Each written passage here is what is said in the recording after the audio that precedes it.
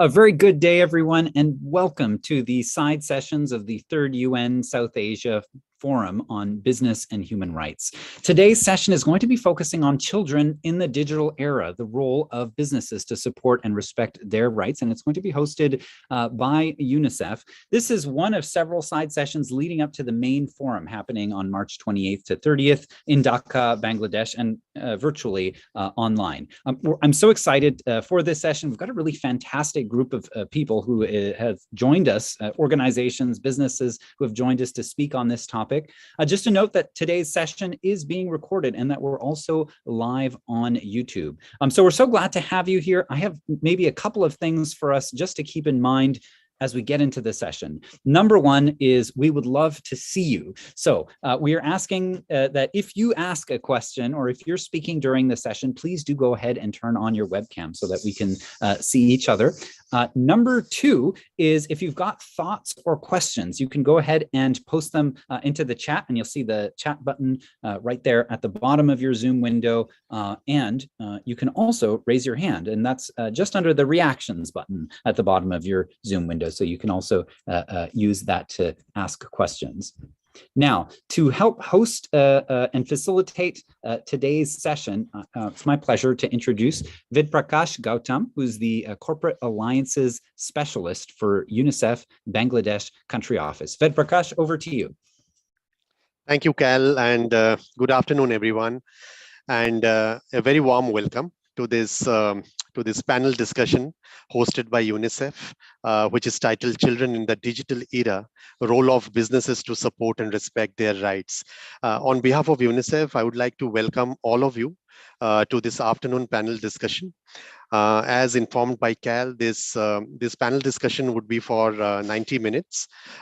We have a distinguished set of panelists whom I would introduce in a minute. But before that, I just wanted to spell out why it is so important for UNICEF that we ensure children have their due rights in the digital world.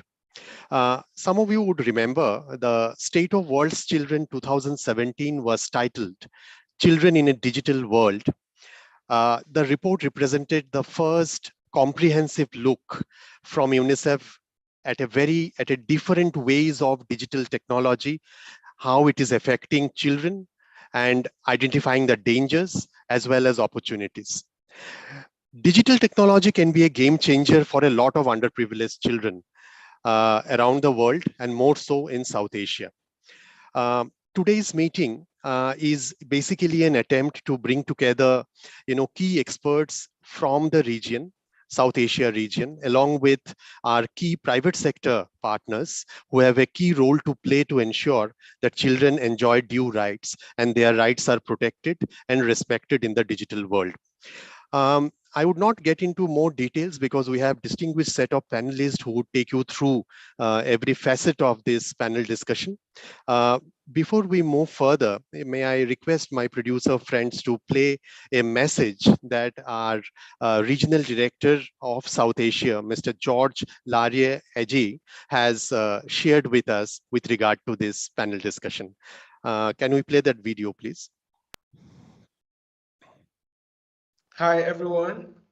Welcome, and thanks for joining our session on the third UN South Asia Forum on Business and Human Rights. While it is important to think broadly about how children exercise their rights in the digital world, today we would like to have a deep dive session on how business can support children to have fair, safe, and equitable access to online learning.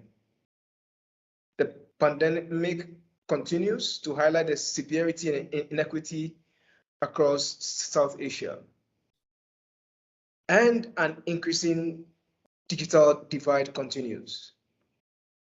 About $880 billion in learning loss has been caused by school closures and limited access to distance learning. This will undoubtedly undermine economic recovery, having major impacts on all of us. South Asia has the most children and young people living without access to the online world, especially girls. Internet and mobile connectivity must be a game changer for these children. Many mobile operators and tech companies are ready to step up to address the digital divide and to facilitate hybrid learning. We look forward to hearing from our panelists about the initiatives. While the internet provides abundant opportunities for children, increased time online means they face more risks. We must ensure that access is equitable for girls and for boys, while we work together to protect them from online violence and abuse.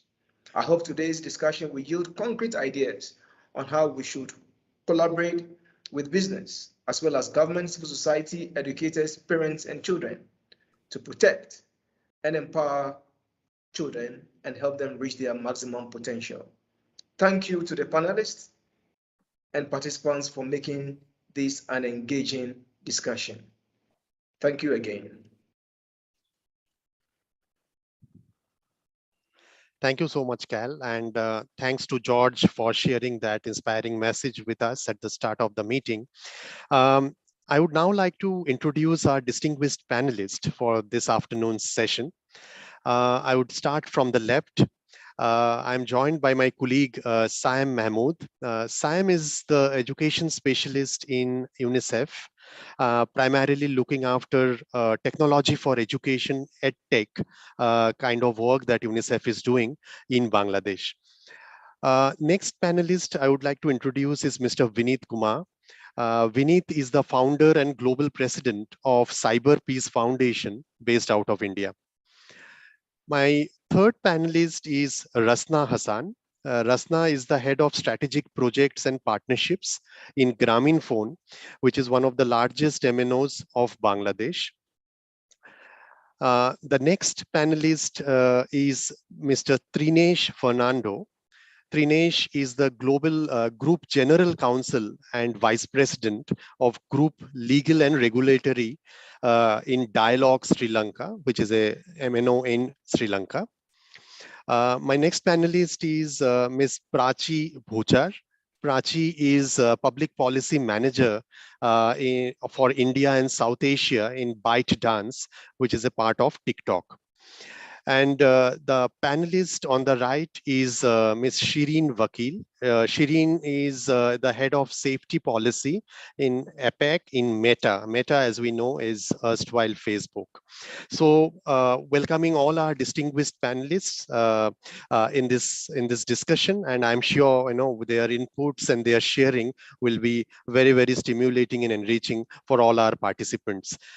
Before I go on to the next agenda item in this panel discussion, I just wanted to sound out what Cal has already spoken, which is about questions, answers, and comments. We don't want to make this panel discussion one-sided. We want this interaction, we want this to be more interactive. And so we would really request you to put in and share your comments, questions on the chat box.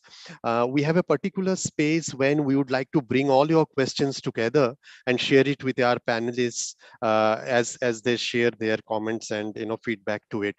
So with this, can I now request to play the short video of a very young person, a very young friend of ours from Bangladesh. Her name is Orunima.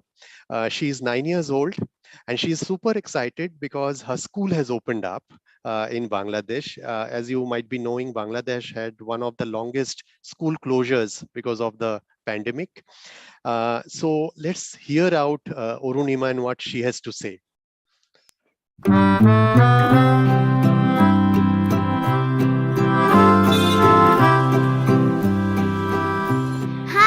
আমার নাম অরুণিমা, আমার বয়স 9 বছর, আমি class 3 তে পড়ি।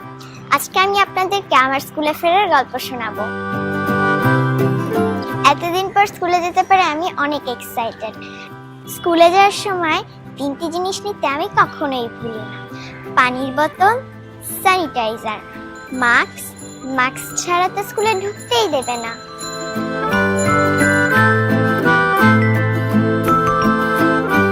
স্কুলে ঢোকার সাথে সাথে আমাদের মিসরা হাত পরিষ্কার করার জন্য স্যানিটাইজার দেন আর টেম্পারেচার চেক করেন। আগে আমরা ক্লাস শুরু হওয়ার আগে মাঠে অ্যাসেম্বলি করতাম, জাতীয় সঙ্গীত করতাম, প্রার্থনা করতাম ও শপথ করতাম। কিন্তু করোনার জন্য এখন আর সেটা হয় না। এখন সবাই আমরা ক্লাসেই জাতীয় সঙ্গীত করি।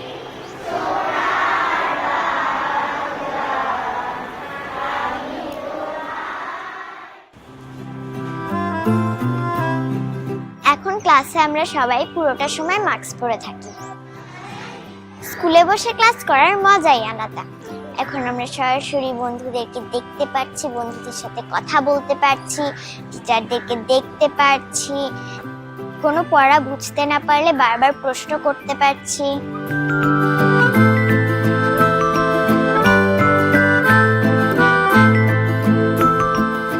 অনলাইন ক্লাসে আমার কাছে খুবই বোরিং লাগতো। মাঝে মাঝে কারেন্ট চলে যেত, নেটওয়ার্ক প্রবলেম করতো, আর মাঝে মধ্যে মিসের সাথে ভালো মতন কথাও বলতে পারতাম না। সেজন্য আমি ক্লাসটাও ভালো মতন করতে পারতাম না, আমার মন অনেক খারাপ লাগতো। তখন আমি ভাবতাম কখন আবার স্কুল খুলবে। যখন স্কুল বন্ধ ছিল তখন আমি স্কুল অনেক মিস করতাম।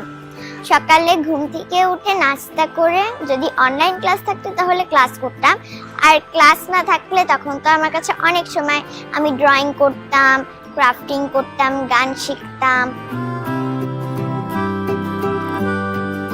এখন আমি স্কুলে এসে আমার বন্ধুদের সাথে সময় কাটাতে পারছি, খেলতে পারছি, গল্প করতে পারছি, তাই আমার খুব ভালো লাগে।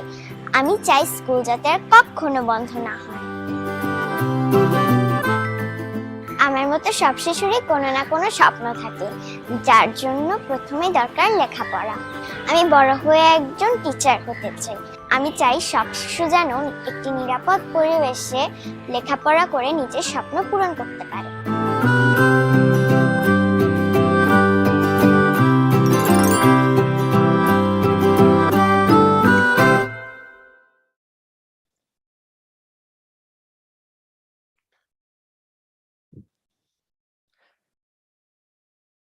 Thank you so much, and welcome back. And here, as you have seen, Orunima is super excited to go back to school. And she has also shared some of her challenges while accessing digital learning. Now, we also understand Orunima and her story is an affirmation for all of us, because that school authorities could not only ensure that the digital learning goes on when children are unable to come to school, but when the COVID pandemic infections have gone down, along with the government, the school authorities took a decision that children should come back to school. Now that is one of the best stories that we can highlight. But we are also aware of 346 million children around the world who were not so fortunate to access education during this lockdown. There is a story of digital divide. A large number of children fail to access education and other development opportunities because of long school closures, as well as the inability to access digital learning. We'll talk about this and many more things in this panel discussion. I would now like to proceed to our technical discussions in this panel. I would like to start with Saim, my colleague from UNICEF, who would basically take us through the situation of children in South Asia with a focus in Bangladesh, and tell us what has happened with regard to digital learning with a particular focus on COVID. Saim, welcome to the panel, and over to you to take us through your presentation.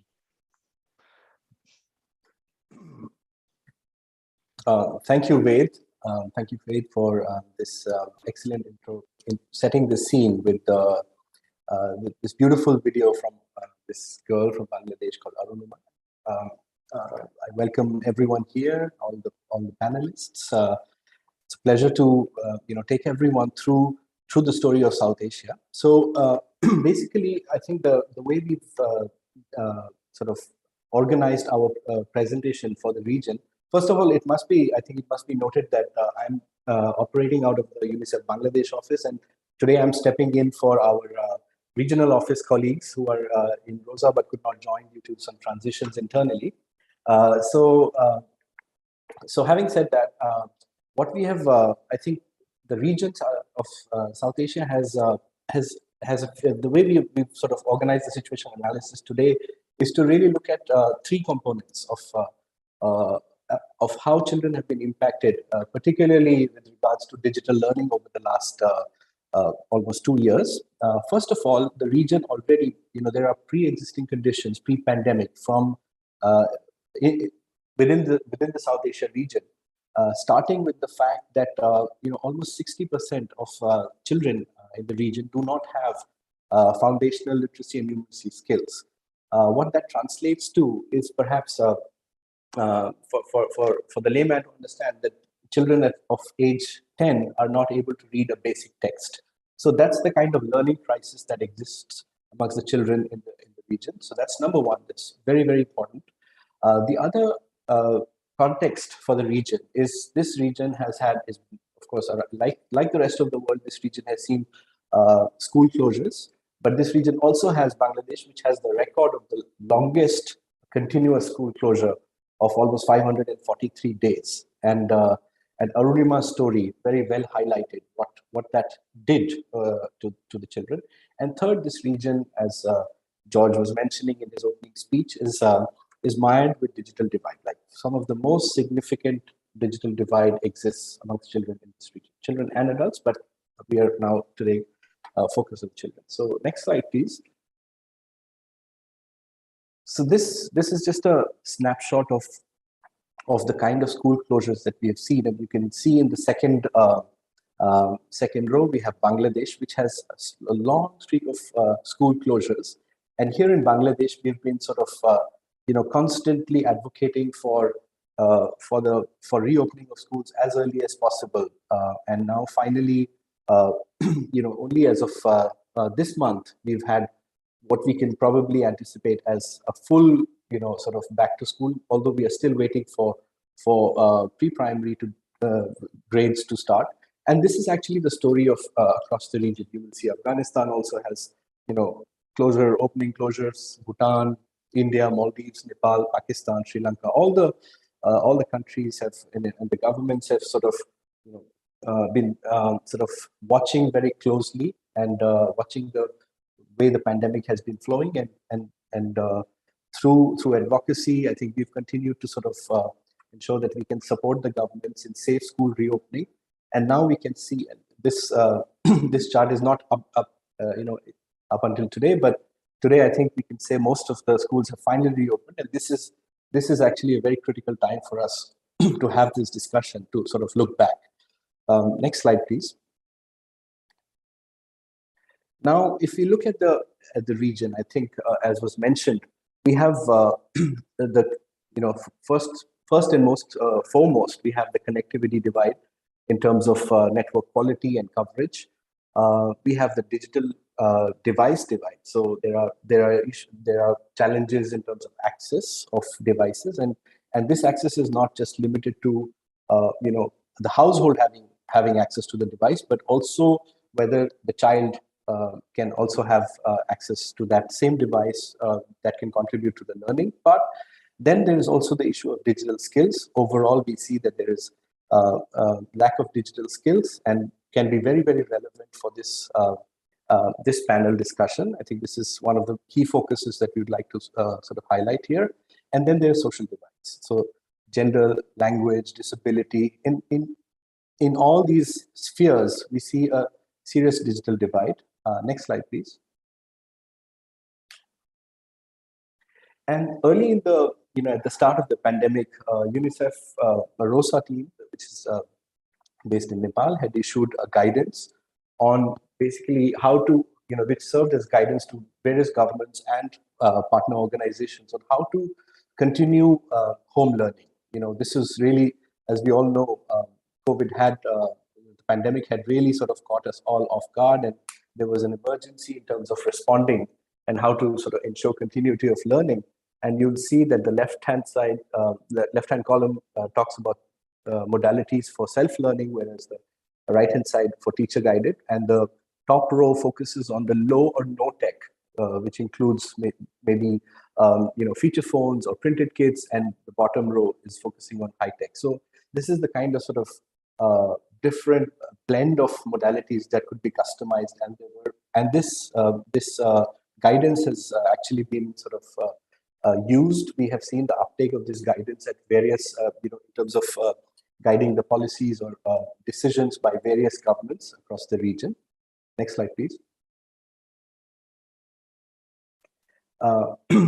Then, if we talk about the connectivity, we see that there is a significant growth. Actually, what has happened in the region is that the internet access has actually grown remarkably. But at the same time, I think the challenge to achieve perfect connectivity is still very, very far. Where we have countries like Afghanistan, barely 23% connectivity, Bangladesh with 31%, Bhutan catching up, and I think we are seeing the growth, but the challenge still remains very significantly, and connectivity really lies at the heart of continuing remote learning using the internet. So this is an important factor. And next slide, please.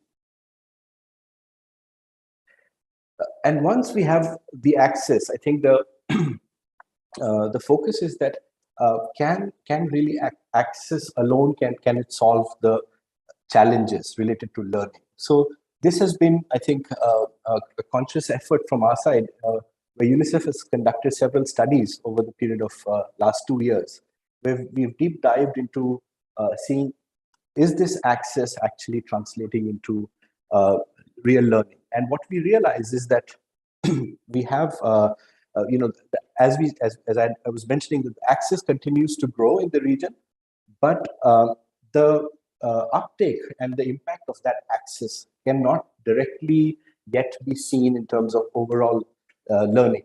And why is that? I think that's one question that we are sort of asking, that what more can be done in terms of sort of translating this growth in access to connectivity and devices to improve learning. And one of the things is that once we have, let's say, a household or the access to internet or even smartphones, the amount of time that it's available for the child to sort of do the learning is very limited. And even if they have the access for learning, the support from teachers is also very limited. So we've seen that the interaction between the student and teacher was significantly low over the last 2 years, and the core issue around this is about digital skills. Whether the teachers, the students, and the parents, caregivers, all of them have that sufficient skills around these devices and the networks to actually leverage that for improving the learning. Next slide, please. And then this brings us to the Reimagine Education initiative of UNICEF, which many of you might know. This is basically UNICEF's strategy for by 2030, all children and young, with the overall objective of all children and young people having accessing world-class digital learning solutions, where at the bottom you will see the different solutions that are probably required. So of course we need world-class digital learning solutions, we need affordable content and data, we need connectivity, we need devices, and all of that had to be around with the engagement of the young people. And on the top you'll see UNICEF's approach of focusing on equity, leveraging some strategic partnerships, making sure that we bring on board different partners that have different strengths.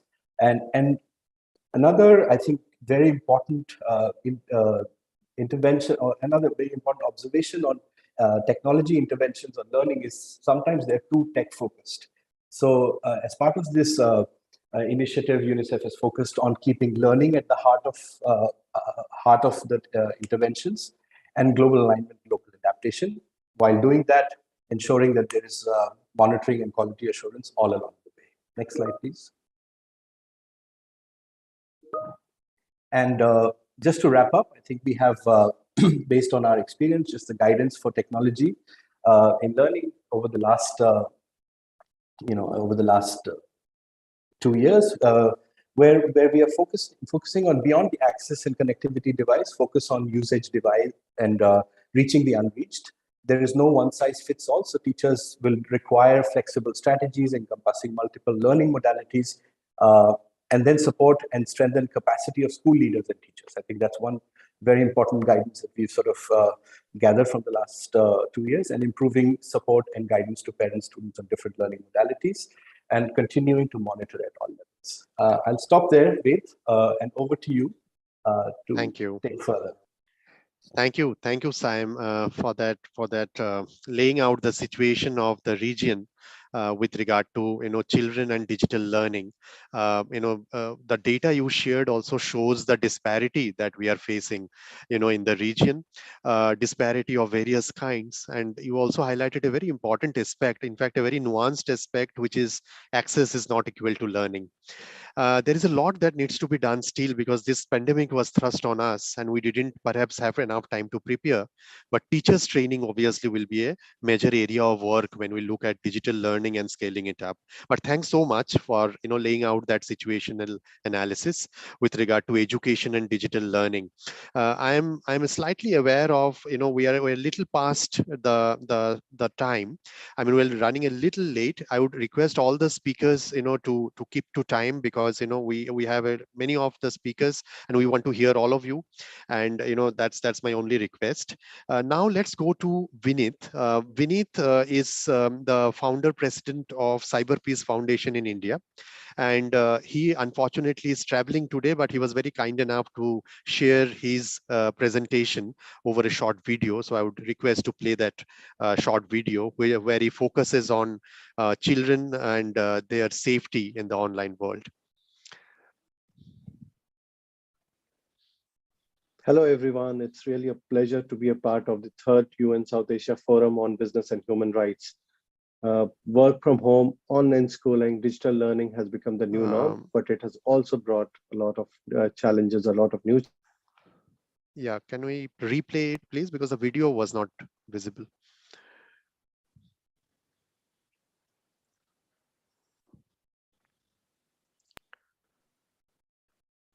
Yes, please. Hello, everyone. It's really a pleasure to be a part of the 3rd UN South Asia Forum on Business and Human Rights. Work from home, online schooling, digital learning has become the new norm, but it has also brought a lot of challenges, a lot of new challenges, emerging challenges. So let me share my presentation for a quick overview of what's happening.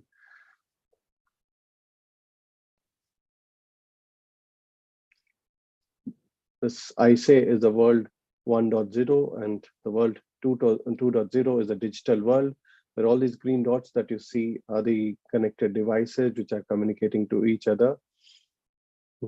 This screenshot was taken by me today from a website called as internetlifestats.com, and you could see the total number of internet users growing. It's growing every second. In fact, the moment I speak, we are also gaining a lot of new users on different platforms, whether on Instagram, YouTube, Twitter. People are joining these set of new platforms and being part of the digital world. Certain issues that are being targeted to children and young people are cyberbullying, like defamation and exposure, intimidation, issues like online sexual abuse, that include sexual harassment, blackmailing, and financial extortion. Online sexual abuse materials are being circulated. Commercial sexual exploitation and trafficking is happening through the cyberspace. Radicalization is happening. Then there are online attacks and frauds, like attacks on devices, malware infections, farming, identity theft, hacking of accounts, hacking of social media accounts, privacy breaches, issues like stalkerware, which we found is the recent issue that children and young people are facing, wherein they get a tempting link, and once they click on the tempting link, a kind of a backdoor gets installed in the phone silently, which accesses the camera, which accesses their communications, and then causes them further harm. Online enticement is also happening. Cyber Peace Foundation did a landscape analysis of online technology and different technology, like different chat forums, social media accounts, social media platforms, even different platforms were kind of seen, and the analysis was done. And what we found out was issues like bullying and sextortion is on the rise, live streaming and on-demand services, wherein there's a full-fledged gang that reaches out to those people especially in the tribal areas, reaching out to them with a small set of amount, asking the head of the family to strip their daughters in front of a camera live. So that kind of cases have also increased. Now people have gone into the next level, wherein they also offer like a customization services to people who are in different countries. People pay for that service. They can demand anything like a penetration of a particular kind, or the names written on the private parts of the child, and further abuse them online through the live streaming and on-demand services. Issues like sextortion is on the rise, commercial sexual exploitation and trafficking is happening. In fact, what we are seeing, the latest pattern is the first kind of connect happens through the technologies and through the cyberspace, and then later on the trafficking happens through these platforms, end-to-end platforms and different social media platforms. Even dark web plays a very major role. So it's the combination of the surface web and dark web. We've also seen increase in the child's self-generated sexual content. Online gaming, there have been issues that have been caused to online gaming. Children have been targeted through the online gaming platform. There have been issues related to electronic addiction. There have been certain major issues related to child sexual abuse material. I'll be covering it later. We have released certain reports also, and the kind of reports that have come out brings out the issues. It's not just the dark web, but also the surface web and different platforms that are actually operating on the surface web. A lot of content related to child sexual abuse are being circulated. This is just a word cloud and the research that we had kind of done. We had developed a crawler, and through the crawler we were able to crawl certain platforms and again making use of certain texts or all the keywords. We were able to get plenty of data related to child sexual abuse material and also exploitation of children. Thank you. Thanks to Vinith, for sharing that the situational analysis with regard to child online safety. Range of vulnerabilities, range of safety issues for children and young people in the online world. From here, we would like to go to a little deeper and also talk about private sector partnerships and how private sector can play a very critical role in ensuring digital learning as well as child online safety. I'm joined by a distinguished set of panelists from the private sector, whom I have introduced at the start of this panel discussion. We would like to listen to each of them one by one. I would like to start with Rasna, followed by other colleagues. Rasna, as we talk about this issue of digital learning and child online safety, we are aware of Grameenphone's wonderful work in Bangladesh with regard to ensuring children have safe access to internet. We would like to hear from you, what kind of an initiative, if any, Grameenphone has taken in Bangladesh, and if you can also briefly share with us the key result from that initiative. This would be the start of the sharing from the private sector partners, and I would like to request you to start with Grameenphone. Thank you.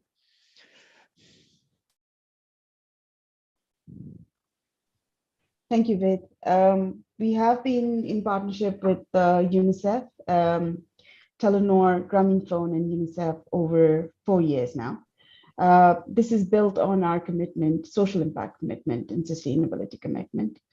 Exactly what we are talking about, keeping children safe online.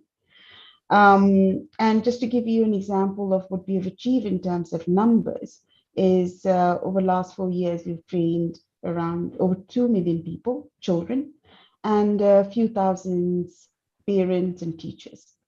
In terms of if we actually talk about the impact it has brought forward, I would say 3 things. First being that we actually designed, both UNICEF and us, we designed the project on the strength that we have. For example, UNICEF is the contact matter expert and implementation is their expertise.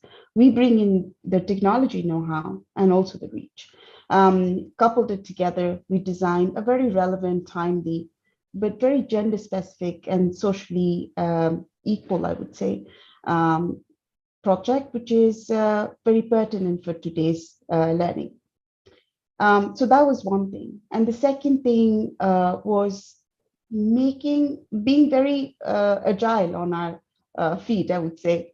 Before COVID happened, our model was very different. It was a very direct physical training kind of model, backed by campaigns.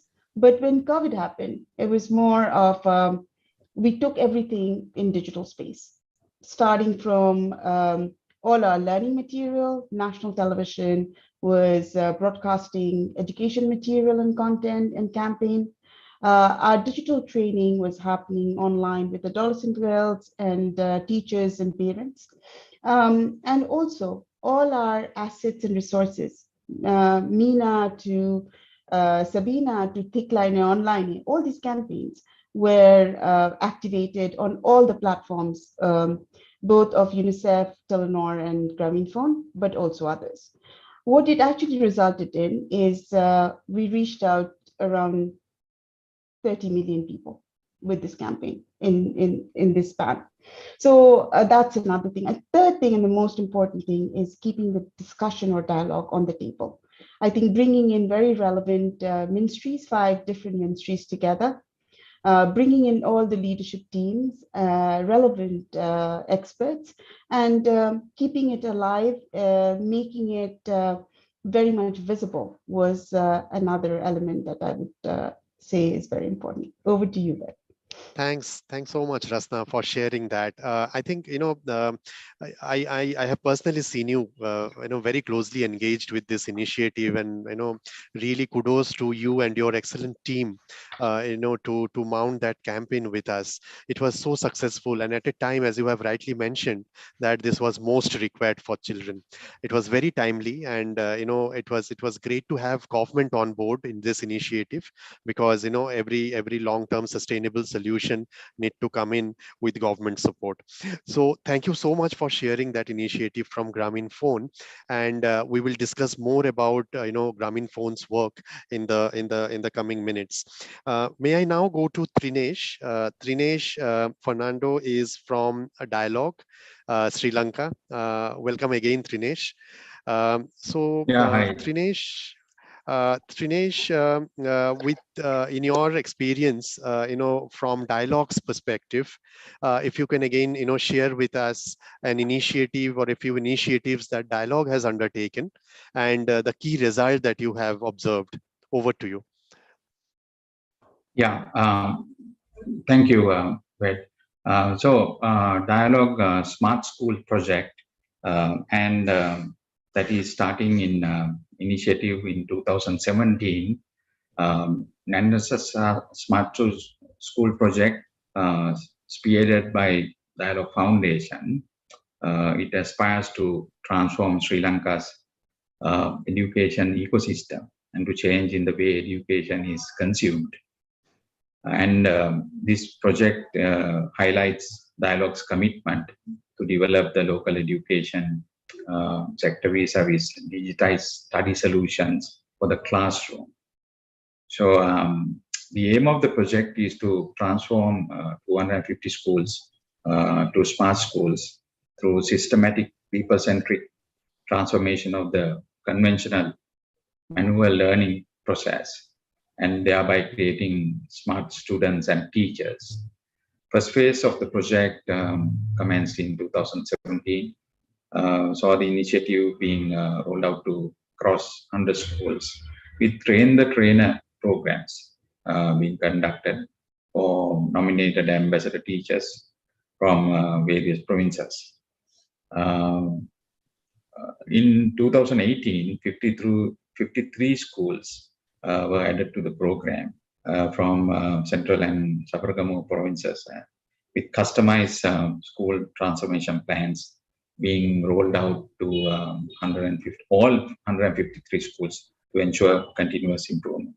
So overall, the National Smart School concept is developed in alignment with contemporary global trends in teaching with technology technology, TWT, embodying dialogue's commitment to UN SDG 4, education for all. And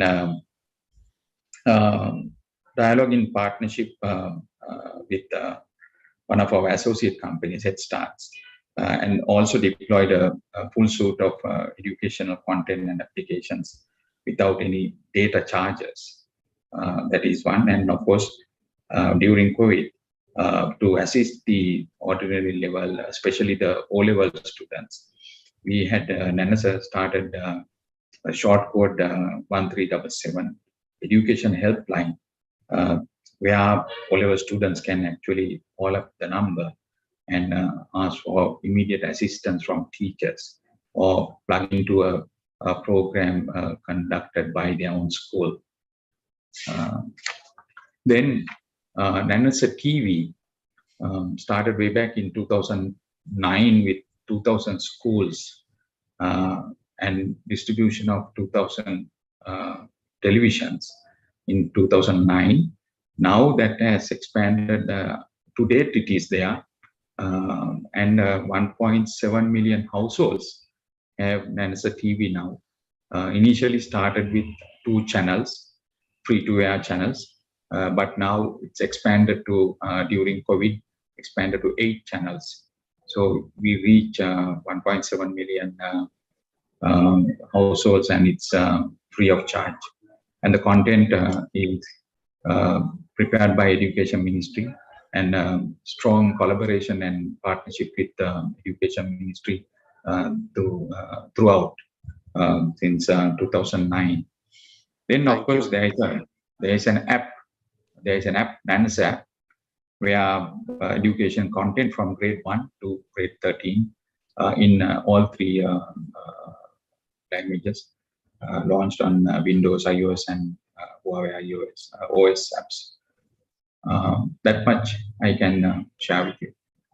No, thank you so much, Trinesh. I mean, this is, it's a range of things, and that Yes. way you could cater to, a very diverse set of, children, and I'm sure all these methods were equally fruitful in catering to this, unique and exceptional circumstance that we all faced. Some of us were not even aware that so much of work has been done in Sri Lanka. So thanks very much, for bringing that out and sharing with all of us. Your mention of government was also very important, and I think Rasna previously has also mentioned this, that it is so important we also connect with the Education Ministry and relevant ministries to do such work, because otherwise, Yes. when we withdraw, the work will fall. So that's so important for the sustainability of this work. But thank you so much, Trinesh. I will come back to you with more questions. And I might want to add, I might want to add the teams at Dialogue, mainly the sustainability team, along with Mobile and the Dialogue Foundation, doing great work in this regard. Excellent. Thanks, Trinesh. So let me now come to Prachi. Prachi Bhujar is from TikTok, ByteDance. Welcome, Prachi. We would like to hear from you similarly about an initiative that, from ByteDance and TikTok you have initiated, and the key result that you could see being achieved. Over to you.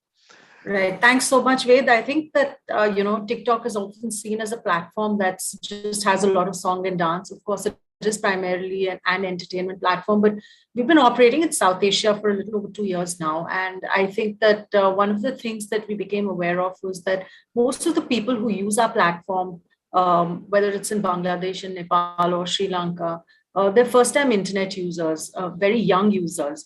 And I think that that was something that, I think that grew, the numbers grew manifold during the pandemic.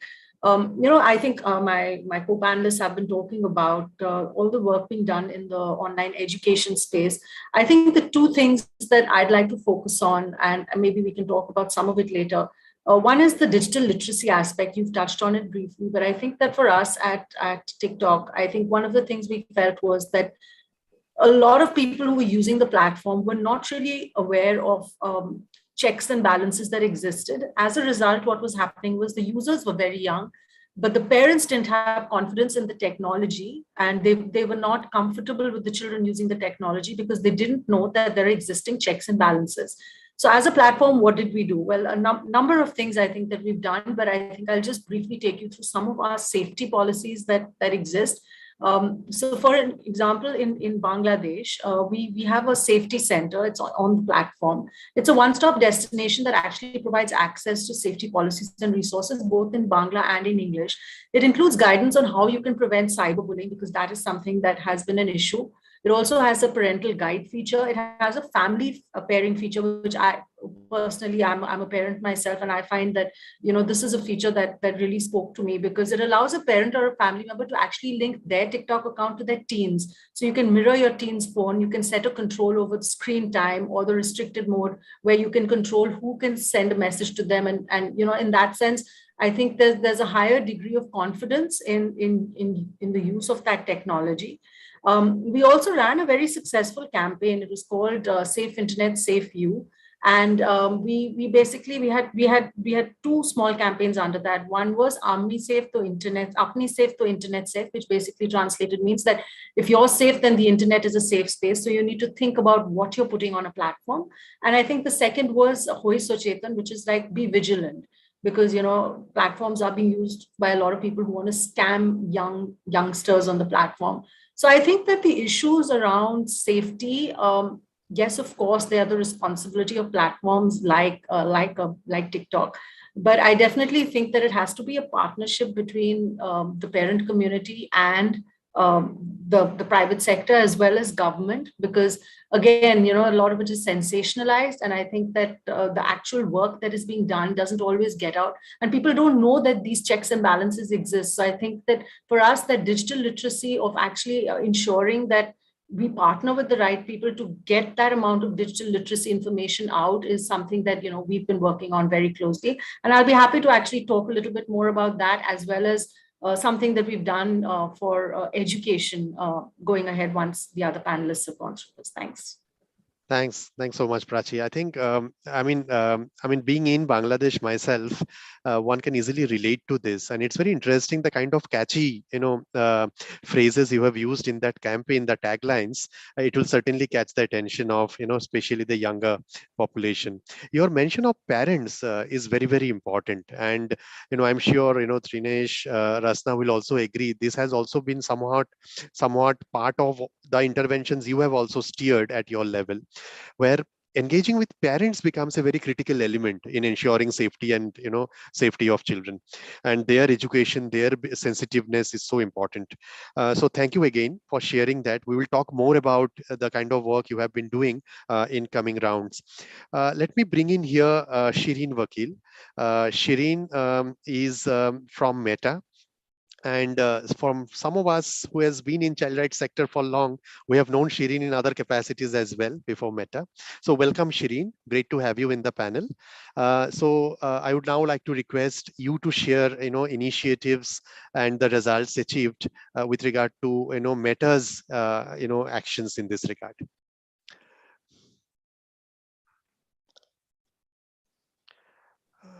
Yes.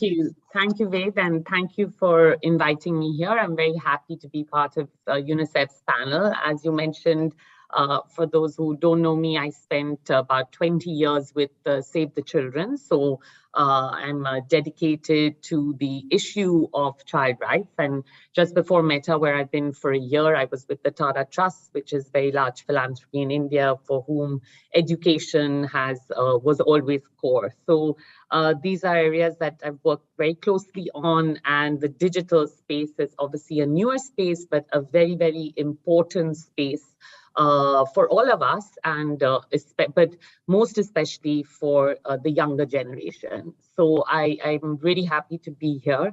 I know we have very short time to speak, so I'll try and keep it brief.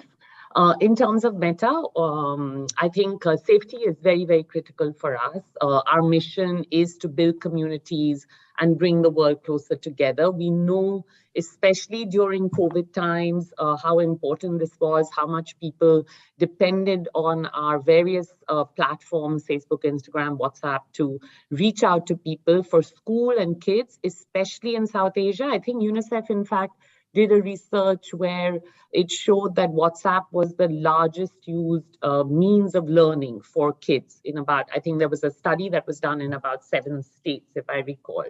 So it became really even more important for kids who did not have access, strong bandwidth, etc. These platforms became even more important for digital literacy and learning.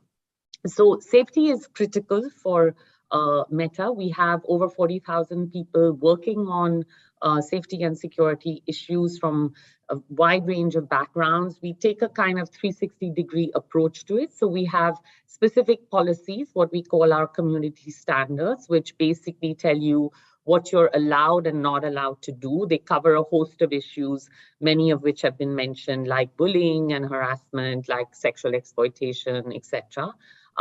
We have tools that we develop, which include the back-end technology, where we ourselves have developed technology to proactively detect harmful content, as well as harmful behavior. So for instance, when it comes to kids, preventing inappropriate interactions between adults and children, or which could lead to grooming. So, so if you're a friend, if you're a friend, you're allowed to connect, but if you're a friend of a friend of a friend, you're not. So if I have a 14-year-old, then, you cannot connect to them. And we would give a pop-up warning, which we call safety notices, to young people when an unconnected adult tries to connect them. So saying, do you know Bob? And would you like to go ahead? Before it was just, do you know? Now it is very proactively asking them to say yes or no, to kind of give them those warnings. And just to give you a picture, I think in the last month alone, about 100 million young people saw this notice. So those are sorts of, we have loads of tools that we have built out to both prevent harm and, of course, then respond to harm. And with issues like child sexual exploitation, we have an absolute zero tolerance. And about 99.7% of material is brought down, even before a user reports it.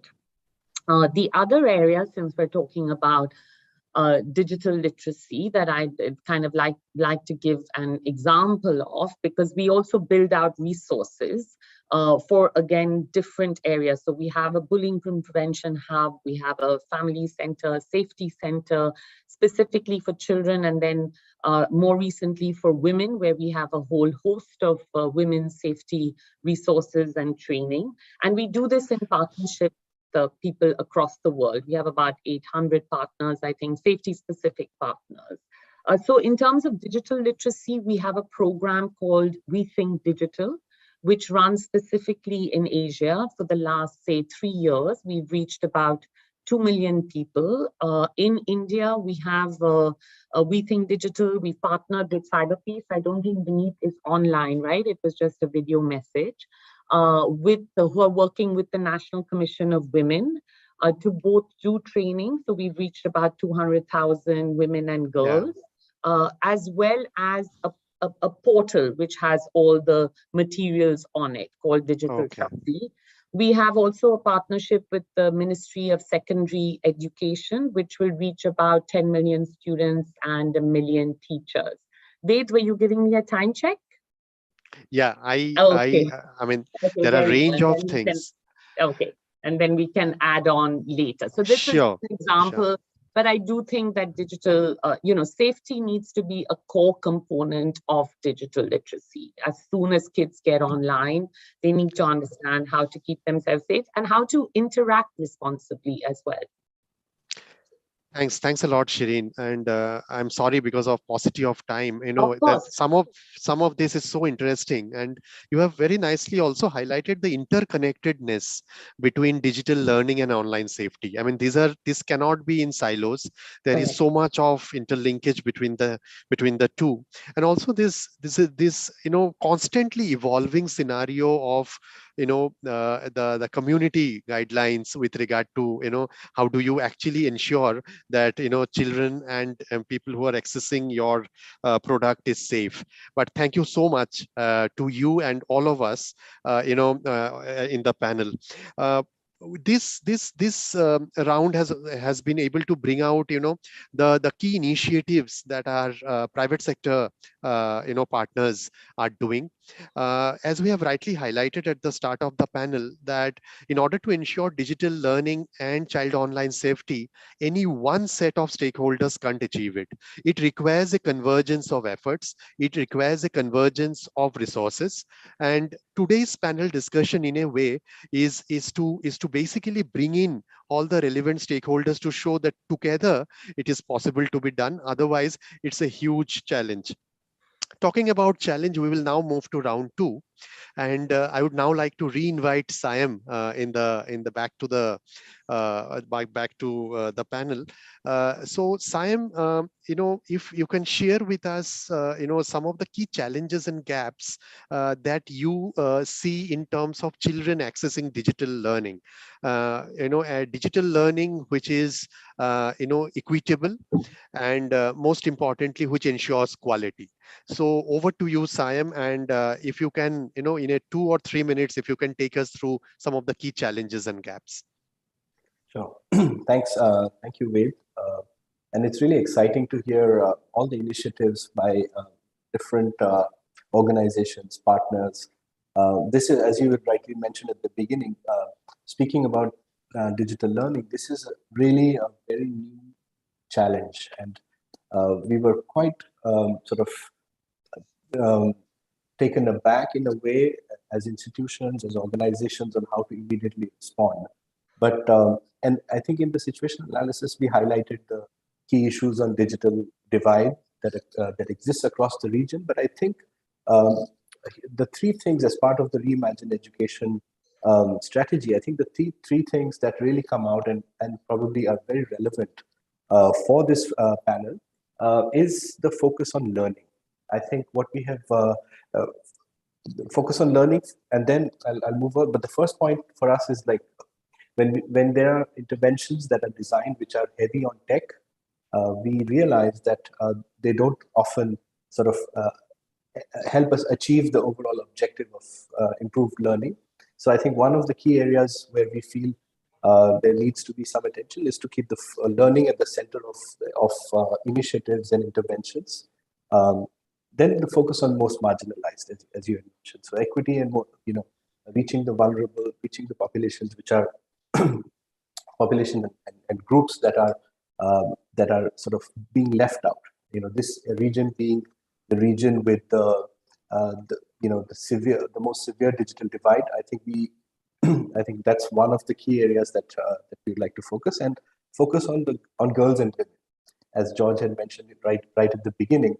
I think not only digital divide, but gender digital divide is also extremely severe in the region. So keeping those three focuses, we feel that those are probably the need of the hour. So one and the other, I think, just to bring them all together, I would like to just take one quick example of intervention that UNICEF Bangladesh is doing in the Bandarban districts, where we are using innovative technology to improve foundational literacy and numeracy.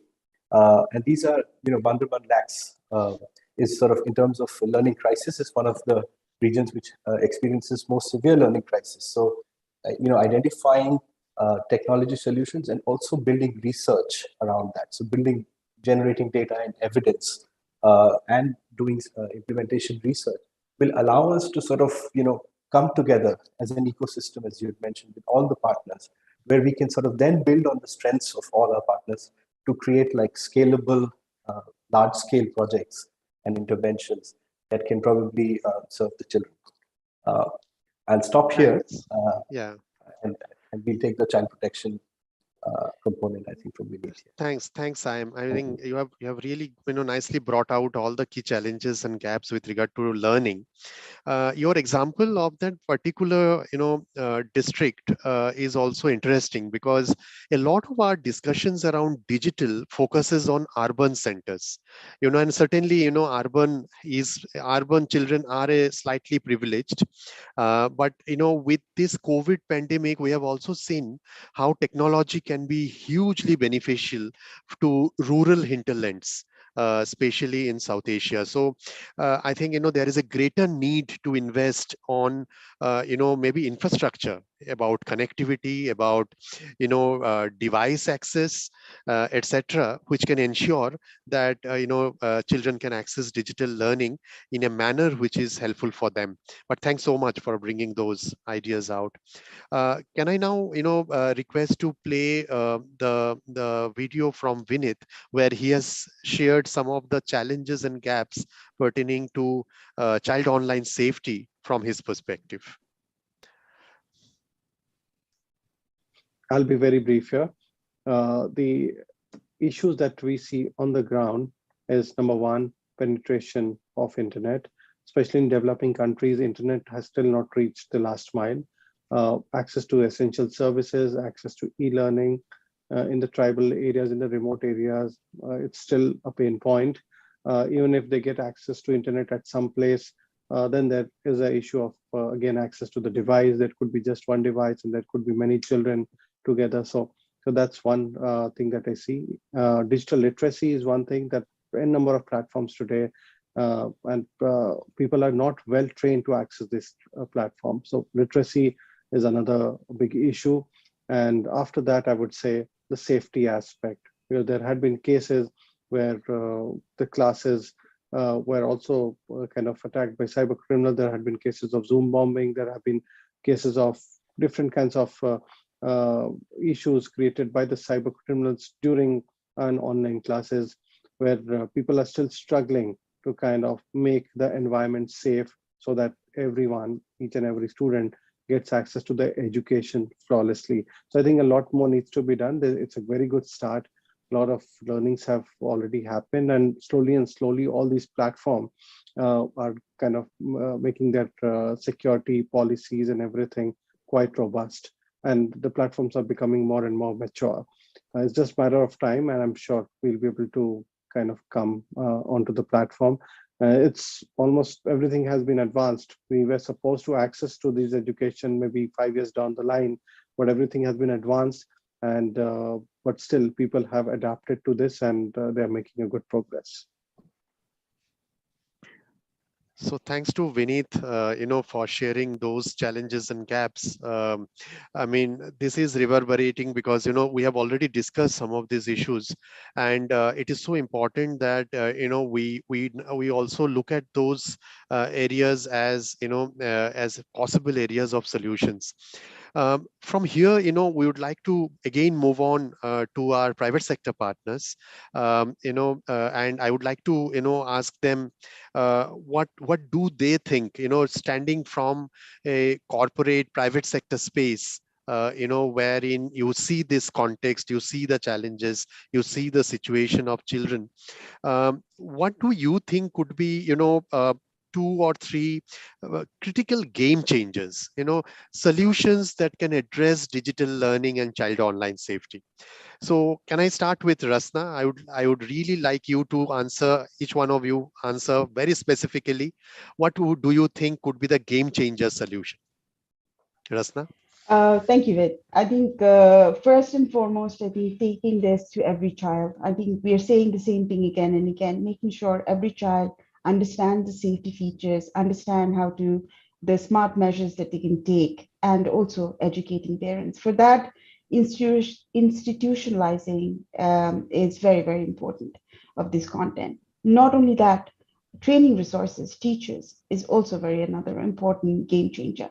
And the third and the foremost is tracking that impact, understanding where we need to pivot and where we need to add additional resources. I think that's very important, but that does not mean that from our respective spaces that we will stop anywhere. It means we will strengthen our project further and work to contribute to bring the social change. Thank you. Thanks, Rasna. Curriculum, institutionalizing it is so critical. I mean, we can start something, but unless we get it onto the government's approved curriculum, it won't stay. And then, how do we ensure quality rolling out?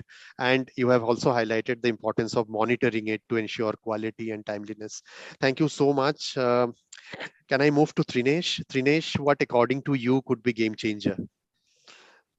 Yeah, so I want to echo Rasna's comments, and exact thing I was actually the other day I was talking with you guys. We need to bring this because the new norm and the new digital era very dynamic. It changes like almost like every month or every quarter it changes. To keep up with these changes, the basics of new digital era and the boundaries and the limitations must be actually known by almost every device owner or every internet user. And in doing that, I think the schools and the universities will play a key role, and teachers and parents. So monitoring and control can be performed very well if awareness and knowledge is there with parents. I think most of the parents are not aware of, we'll say, for example, the applications that are available for use, for download, and what actually those applications have.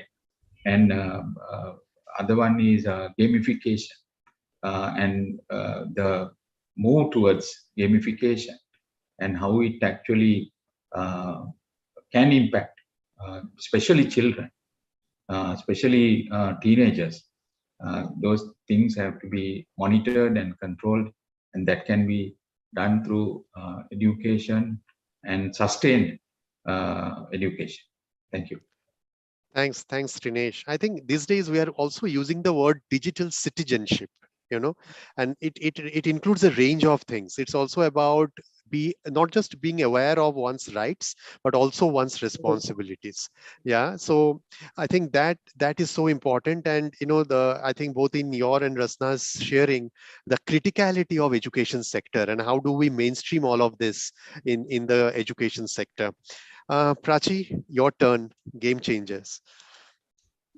Right. So very quickly, I agree with what the other panelists have said, but I'd like to add that from a tech company's perspective, I think that two things that I think would be game changers is one is that I don't think safety can be something that we can work on in silos. So I think that if there was some sort of a tech coalition where you actually have the big companies getting together and addressing safety as a common concern, I think that is something, and it exists in other parts of the world, but I think for this region, it's still not there. And, I have been speaking to people, in fact, at Meta, and I have been speaking to someone at Google and saying, this is something that we should look at doing together, because I think that could be a real game changer.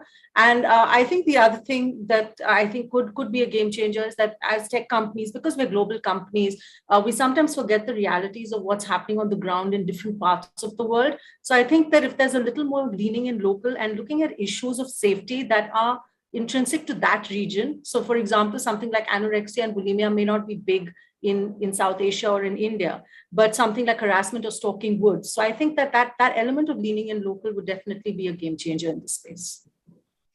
Thanks, Prachi. Would you like to explain those two terms a bit for our audience?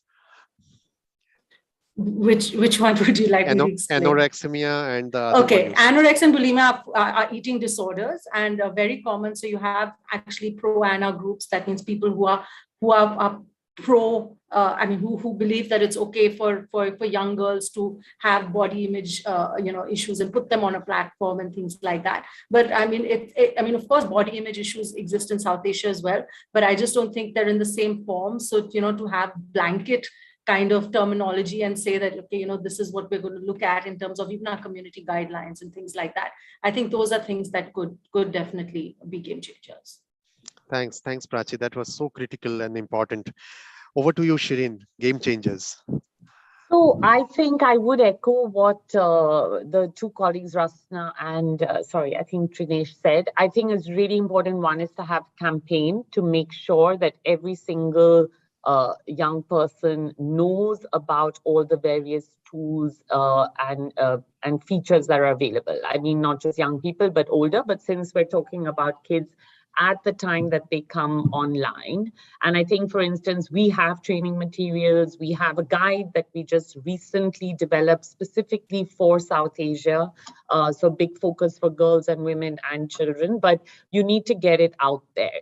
I mean, I myself didn't know all the various tools that actually a Facebook or Instagram has, and many of them are specifically designed after feedback from young people. So I think that that is really important for everybody to understand this. And the other two critical stakeholders, one has been talked about, is parents.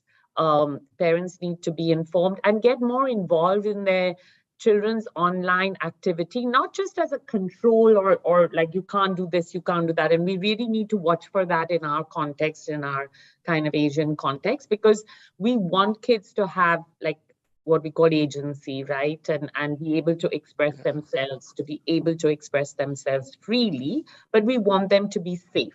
So we want them, and kids can bully kids, as we know, so that responsible behavior, how to have healthy relationships online, the do's and the don'ts, how you interact with each other, for parents to first know what this is, because often kids are teaching parents. My kids knew way more than me, and I'm sure, as they go younger, they're and for parents to be aware, because right now you see parents handing, devices and just aware of what could be some of the issues, some of the risks especially you're going out into a public space. It's like letting your child run across a road, without knowing how to cross properly. So you need to equip them to protect themselves, as well as parents and teachers. I think teachers is very critical. Teachers for digital literacy to begin with, because often teachers don't know how, they're not on devices. And I'm saying in our countries, because the digital divide is there.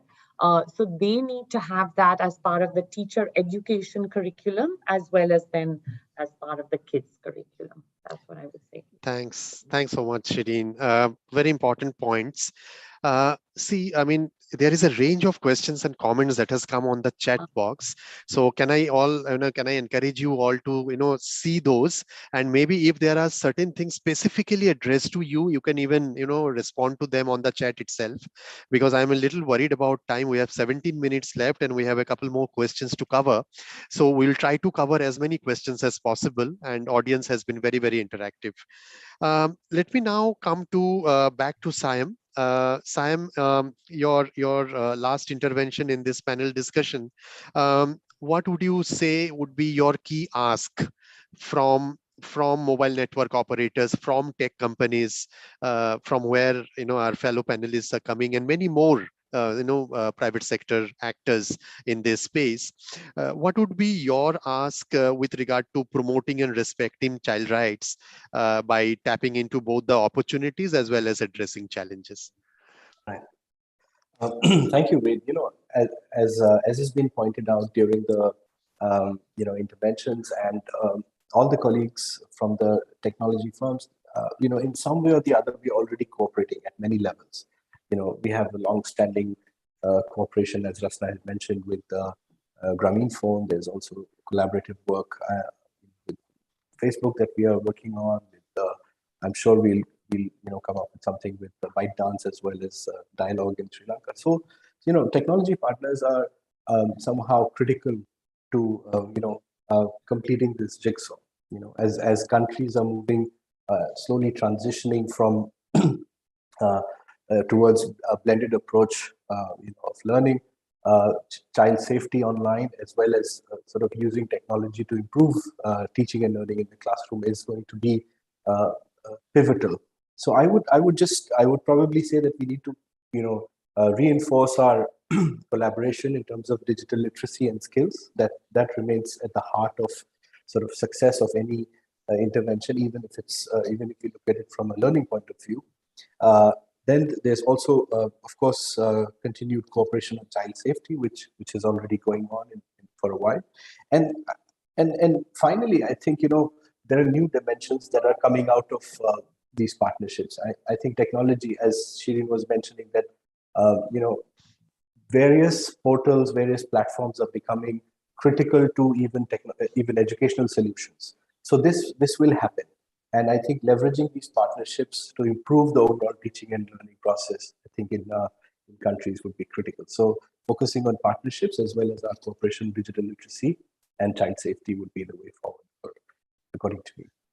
Thanks so much, Sam. As you spoke, I'm also reminded of SDGs, because all of these also finds mention in various SDGs, particularly SDG 17, which talks about partnerships, and a lot of the solutions would come through collaborative efforts. But thanks for that, thanks for bringing that out.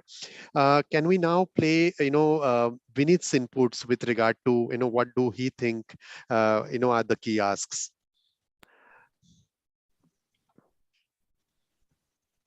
New and emerging technologies, for example, cryptocurrencies also come with a lot of challenges associated with it. For example, what we have recently found in our research is that cryptocurrencies are being used in a lot of child sexual abuse material, CSAM related cases, and even in online trafficking. What I strongly feel is mobile network operators and tech companies have a very important role to play when it comes to promoting and safeguarding the rights of the children in the cyberspace. The platforms, the online platforms, systems, servers, and services are misused to facilitate, enable, and propagate sexual exploitation of children. These MNOs and also the tech companies have the capacities and competencies to develop systems and platforms that can disrupt the dissemination of CSAM through detection and also removal of illegal content as quick as possible. The mobile network operators, tech companies, and specialized non-governmental organizations can collaborate to develop the technological tools necessary to enable the identification, investigation, and prosecution of offenders before the court, as well as the identification of victims. I'll also give an example. We do something called as the Global Cyber Peace Challenge, where we collaborate with the tech companies, we collaborate with the mobile network operators, ISPs, and kind of work on some of the pressing problems that the cyberspace has, like CSAM, like online trafficking. And together we try to develop solutions, try to develop those tools to kind of counter these issues in the cyberspace. Some of the other things that can be done by these mobile network operators and tech companies is also to set up processes and tools for handling the takedown of online child sexual abuse material. The moment they get a request from the law enforcement agency, the process should be quick so that there's no delay. Because the problem that I see on the ground that the investigators, police officers faces, they don't get the data on time. So if they get data on time, they should be able to kind of react quickly, and the harm to the victim, to the child, could not be caused, can be stopped immediately. The relief can also be given to the victim on the ground. Next is creation of safe, age-appropriate online environment for children on the platforms through sufficient safeguards, and also having those checks and balances in place. Age-appropriate content regulation policies and self-regulation by the industry, by the tech industry, and also by ISPs, mobile network operator, including the gaming companies and applications that are made for children. Collaboration, support with law enforcement requirements. I mean, collaboration with law enforcement agencies is something that goes high on the priority list. There should be a very strong trust and safety team which speaks to the law enforcement agencies, to the police, and also to the victim, and immediate relief is given to the victim on the ground. Public creation, public awareness campaigns on online safety and digital citizenship, along with inclusion of online safety into the curriculum. Standard education curriculum is also the need of the hour, where I feel mobile network operators, ISPs, tech companies have a very big role to play. Other than that, there's one request that I have to the mobile network operators is to kind of have those child-friendly SIMs introduced, because today, in fact, we don't have child-friendly SIMs here, at least in the Asia Pacific zone. So something of that kind, if that can be introduced, and if these networks could be monitored properly, the traffics could be monitored so that the child who's accessing this content is not exposed to something age inappropriate and is further safeguarded from any kind of harm that is targeted towards the child. So this is something that I would suggest. There are a lot of points, but I think the major points is this, and I'm sure together we can create a very safe and peaceful environment for the children in the cyberspace. Thanks to Vineet, for sharing those points as well. I mean, some of those are very nuanced points. We have already talked about campaign and the need for a mass campaign to make people aware, and I think that has come out in all the points. So we are now almost reaching the end, and we are maybe slightly delayed by time, but I would not like to lose the opportunity of the question answer session. Now, in the chat box, we have some very probing questions, and I'm sure my panelists would have seen some of them. What is important is if we can take a few, because maybe we don't have time for all. Maybe I can start with a question that has been posed by Sabrina, which is to do with, when it comes to the right to privacy, how do you as tech companies balance children's right to privacy with more security protection themes? I think some of this is already covered when Shireen and Prachi was talking about their community controls, but would you like to share some more insights into it? Yeah, I think maybe the one thing that I'd like to add is that, this is something that we've been talking about, especially when you have, at least in India, you have a data bill that's in the making, and looking at regulations. So how much control should be given to a company, how much privacy, this whole issue of child rights. I think that one of the things that we've done globally, which has been fairly successful, is to have a graded approach.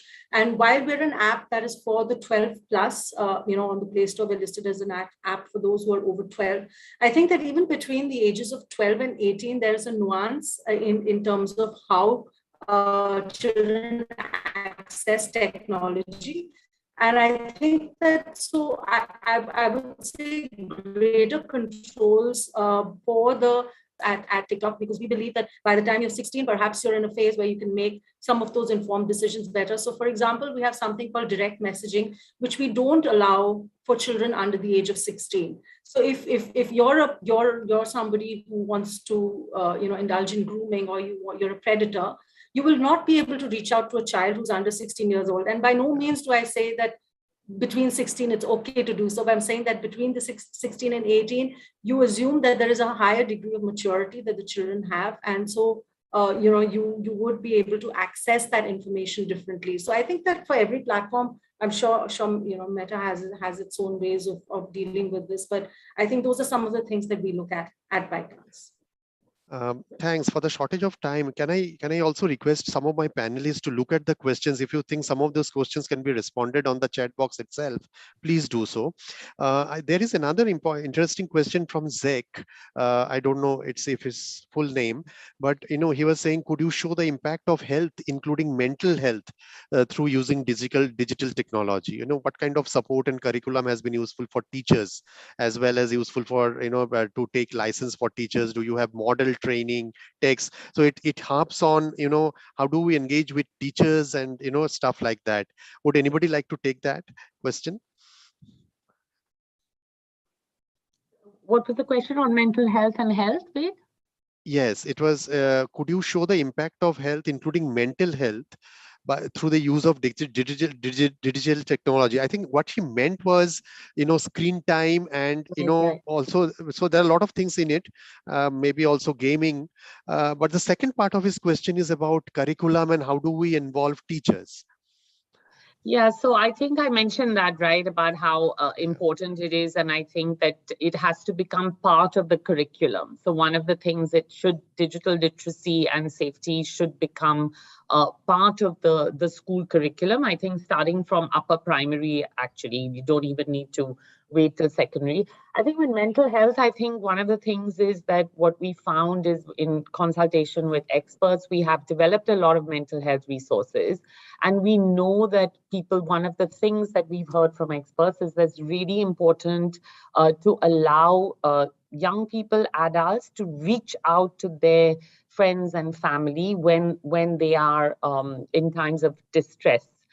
So that is something that, we kind of encourage on our platforms. And we also sort of give pop-ups for mental health resources, as well as helplines, several mental health helplines. And in times of COVID, this we saw increase. So we increased the sort of mental health resources available, as well as access to helplines to link them. Thanks, Shireen. See, there are some questions. I mean, any of you feel free to answer. There is one from Nepal who is asking, UNICEF's latest report revealed that 1 in every 3 child have elevated level of blood lead level. What is the contribution of this elevated BLL from digital sectors? I personally am a little ignorant on this, but feel free to answer that on the chat. I will just take one more question. And again, Prachi, there are some questions particular on TikTok. If you can kindly look at those. One yeah, from I look at that and try and respond to the chat itself. Thanks. And I think Abrahat, my UNICEF colleague, has also asked specific questions to colleagues like to Shireen and Saim. Can I request you to look at those? I think there is another question which is on how do you take this collaboration to the government? And we have talked about it, but a very pinpointed question on, what is your roadmap to establish that relation with the government?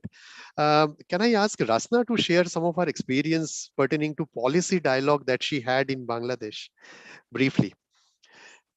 Yes, Sid. Thank you. I think this is exactly relationship building. We bring in our experiences and share what we have done and how what is our roadmap. Explaining that vision is very important when we want to bring in government, because in our understanding with UNICEF, what we have seen is they have been very proactive and very supportive, and they were very excited when we actually showed the assets and resources and the experiences that we have gathered. Having said that, I think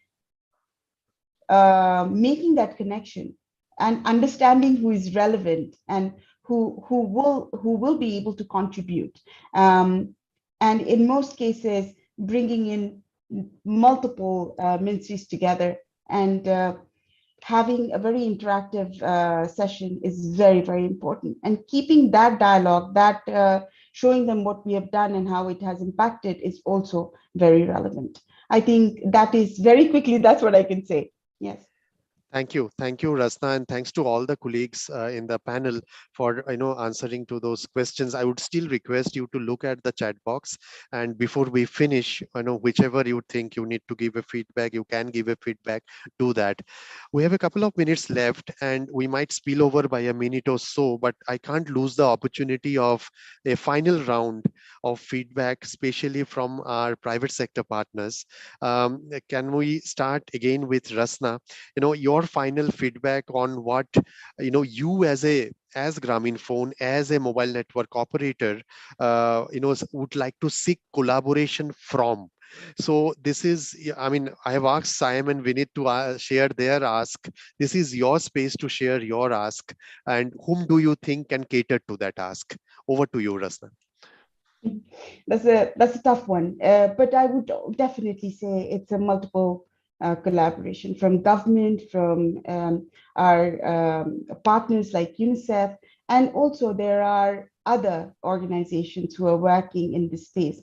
I think keeping that dialogue alive, keeping that collaboration alive. But I need to mention one thing which is very crucial for this kind of initiative is making sure that it is a very interactive discussions we are having, because online safety is very personal issue. It's a personal issue for the child, for the parents or the teachers. Making sure it is very relatable, it's relevant for the country, and it's in our own language. And having that connection, that's what matters. And somebody said, I think Shireen said, it's not about policing, but it's also making them future ready, making sure that children and parents, it's a journey that they're together, and we are in a supportive role. Over to you, Ved. Thank you very much for inviting Grameenphone. Thank you, Rasna. And I would still request you to look at the chat box. If there is anything you can respond to, please do. Can I come to Trinesh? Trinesh, what do you think would be, an area of collaboration where, dialogue would like to seek a collaboration with to address this issue? Yes, thank you, Ved. I would say two things basically. That is, collaboration is there, right? It's there, but in the changing environment, we had to find different ways to actually collaborate, because in the new normal, it's sometimes have changed circumstances, but we need to find workarounds, and that might need actually mindset change, attitude change, right? So that's that. And at the same time, I think the top technology companies, leading content providers, need to have stricter self-governing rules, so that we all be an example, and we also participate into actually limiting the child access to content which might be harmful. Thank you very much. Thanks, Rinesh, for highlighting that. Can I come to Prachi to share your, feedback on what do you think a collaboration would be helpful for TikTok? I think two things. One is that because TikTok is not really used by people in government or policymakers, I think there are a lot of misconceptions about the platform. So my ask would be, get onto the platform. Like, I would like to engage with government and say, get onto the platform to see what the platform is all about and what it can be used for, because it can be used for a lot of good. That can be used for education. It can be used for, we know NGOs across the world are using it very successfully for fundraising and other things. So I think that, and I think the other ask would definitely be to have more think tanks in the region who are actually engaged in looking at issues of linked to the online space, because I think there's a real paucity of that in South Asia.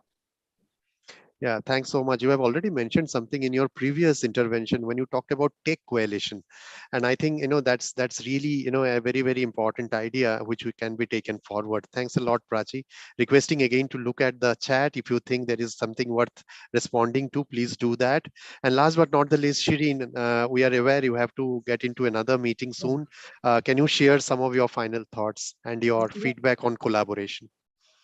So I think that just to say that actually, since you both mentioned it, there is a tech coalition that is there of all the major tech partners that works on specifically to combat child sexual exploitation. But it's international partners. Maybe you could have a regional wing of it. But so I think on one front, industry and private sector to have really strong standards to combat those sorts of very serious issues of child safety and child exploitation, so that they can work together to combat this other force who are constantly trying to use the system. So that's one side of collaboration that is really important.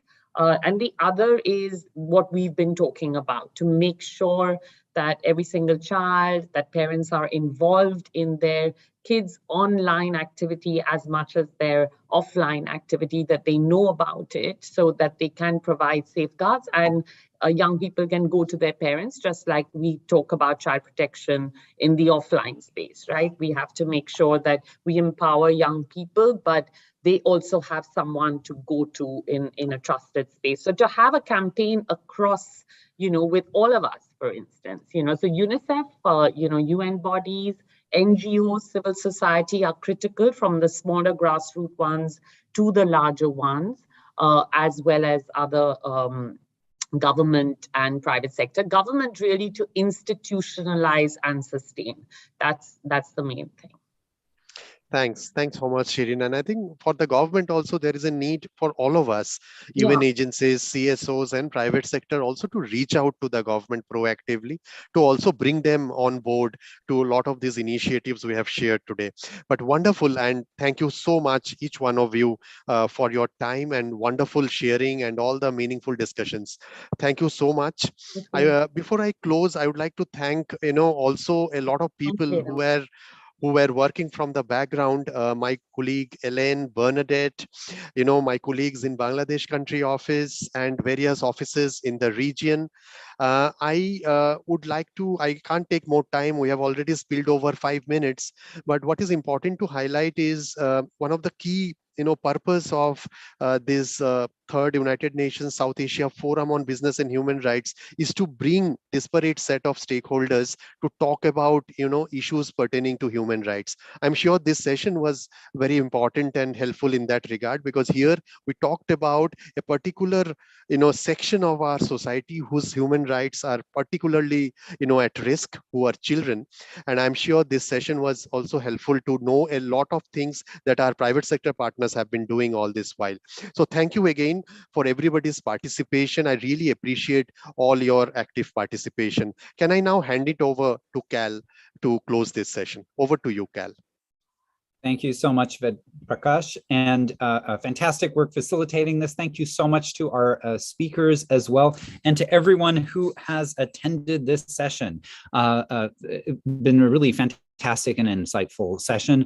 I wanted to point out, just as we close, that we have a whole variety of side sessions, additional side sessions as part of the third UN South Asia Forum on Business and Human Rights. So you've got tomorrow, power imbalance, corporate capture, indigenous voices, lots of very interesting things. Right here, you can see them on the agenda that you have up on the screen.